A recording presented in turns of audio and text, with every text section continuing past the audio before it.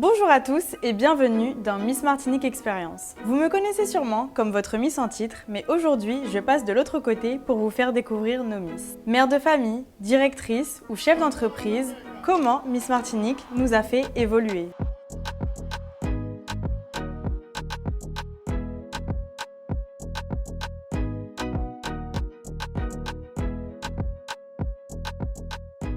Bonjour à tous et bienvenue dans Miss Martinique Experience. Aujourd'hui, on se retrouve avec Morgane Edwige, Miss Martinique 2015. Bonjour Morgane. Bonjour Cléo. Ça va bien? Ça va super, merci. Alors, je vais te poser des questions sur ton aventure Miss Martinique et aussi sur le rapport que tu as toujours avec Miss Martinique. Donc, je vais commencer avec le rôle de chaperonne que tu as eu, donc pas pour moi cette année, mais pour l'année d'Axel. Donc, qu'est-ce que tu as aimé dans le fait d'être chaperonne et de pouvoir aider les filles ou leur donner des ordres, je sais pas. Alors, c'est vrai que depuis quelques années maintenant, j'occupe le rôle de chaperonne auprès des candidates. Donc, pendant la Miss Martinique Academy, je suis présente. Je suis souvent là pour leur donner des conseils. On a un peu ce rôle de grande sœur où on les épaule, on les accompagne, on leur donne des conseils. Après, c'est vrai qu'on donne aussi des ordres, on n'est pas toujours très agréable, mais c'est pour le bien de tout le monde, c'est pour que tout se passe bien et du coup, généralement, ça va. Oui, moi je trouve que ça s'est très bien passé. Ça va, on t'a pas trop traumatisé. Mais ça va. Et donc, on va parler plus, on va dire, que de l'image que représente la Miss. Et donc, on sait qu'il y a beaucoup de préjugés. Donc, quels sont les préjugés que tu aimerais démystifier? C'est vrai que dans cet environnement de Miss, il y a pas mal de clichés qui existent, notamment que, je sais pas, les Miss, ça mange que de la salade, ou alors que les Miss ne font pas certaines choses. Or, c'est faux, on reste quand même des jeunes filles, généralement entre 18 et 25 ans en moyenne, puisque maintenant, il n'y a plus vraiment d'âge. Mais faut pas oublier que ça reste des jeunes filles et qu'on est là et que nous sommes des êtres humains, on aime bien s'amuser, on aime bien manger, on aime bien faire tout ce qu'une fille de notre âge, ça fait généralement à cet âge-là. Donc du coup, voilà, non, franchement, les clichés qui sont nourris, je pense qu'une fois qu'on passe à travers l'aventure de Miss Martinique, etc., on se rend compte que tout simplement, il n'y a pas de raison qu'ils existent. Pour parler plus dans ton aventure à toi, donc on sait que tu as fait Miss Martinique, Miss France, que tu as fini première dauphine de Miss France et que donc après tu as eu la chance d'aller à Miss Monde. Comment tu as trouvé ton aventure? Est-ce que ça a été plus positif ou négatif?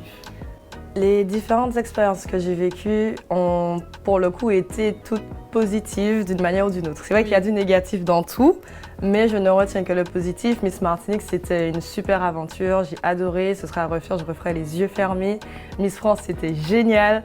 Miss Monde, c'est un peu différent. Oui, c'est un peu différent, exactement. Comme c'est un concours international, du coup, il y a beaucoup plus d'enjeux, la compétition est beaucoup plus présente, se fait beaucoup plus sentir. Donc c'est vrai que pour quelqu'un comme moi qui suis assez, on va dire, je suis très compète, c'est vrai, mais je me prends pas la tête pour des choses comme ça. Et pour le coup, à Miss Monde, je l'ai vraiment beaucoup senti. Ouais. Et c'est le seul point négatif, entre guillemets, mais dans l'ensemble, ça reste quand même de belles expériences. Oui, et puis ça te fait des rencontres, ouais. Des copines, peut-être à l'international. Exactement, mais jusqu'à maintenant, j'entretiens encore certaines relations avec des filles de Miss Monde, quelques filles de Miss France et Miss Martinique, ben voilà. Oui, Miss Martinique, elles sont toujours là. Exact. Alors, pour parler de tes aventures, de tes différentes aventures, quelle est la chose dont tu as dû te priver pendant les 3 aventures que tu as faites? Ah, la chose dont j'ai dû me priver le plus, en tant que Miss Martinique, c'était très dur pour moi au début, c'était tout ce qui était sorti. Toutes les sorties, notamment pendant l'aventure, la préparation à Miss Martinique, c'est là où il faut faire très attention à l'image, etc. Et du coup, j'avais des chaperonnes qui occupaient un peu ce rôle-là de grande sœur ou un peu de personnes en tout cas qui étaient là pour qu'on puisse faire attention à notre image, à nous dire faut pas aller là, faut pas faire ci, faut pas faire ça. Et si jamais on y allait, il n'y avait pas intérêt que ça se passe mal. Donc c'est vrai que c'était un peu compliqué ça à vivre pour moi au début parce que j'aime bien sortir, rencontrer du monde. Exactement. Exactement. Donc c'était l'une des choses les plus dures pour moi. Enfin dure entre grandes guillemets, mais après je me suis bien rattrapée. Alors ma dernière question, c'est, on va dire, dans ta vie de tous les jours, ça n'a rien à voir avec le monde des Miss, Mais quel est ton top 3 de ta bucket list? Les choses que tu dois absolument faire avant de, je sais pas, de ne plus pouvoir. Alors, je pense que top 3, c'est trop petit. Il y a plein de choses que j'aimerais faire. Mais si je dois garder 3 choses principales, je dirais, dans un premier temps, faire partie, en tout cas avoir une association qui protège les fonds marins. Partir vivre 6 mois au minimum en Polynésie. C'est vraiment un endroit que j'ai découvert pendant Miss France et j'ai eu l'occasion d'y retourner, mais je suis littéralement amoureuse de la Polynésie. Donc j'aimerais beaucoup y retourner pour un long moment. Et en troisième, faire en sorte que mes projets aboutissent parce que je reste pas sans rien faire, que je fais plein de choses et j'ai plein de projets que j'aimerais qu'ils voient le jour.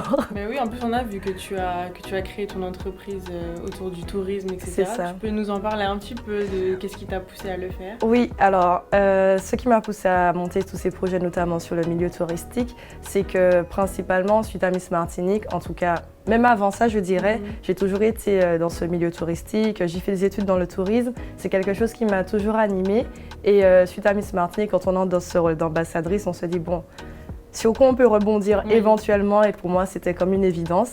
Et donc du coup j'ai décidé de m'y consacrer. Aujourd'hui, j'essaie de faire mon petit bout de chemin dedans. Ok, merci beaucoup. Merci Cléo. J'espère que cette interview vous a plu et qu'elle vous a permis de mieux connaître Morgane. Quant à nous, on se retrouve prochainement et cette fois-ci, on fait un flashback dans l'histoire des Miss Martinique. Je ne vous en dis pas plus, à bientôt!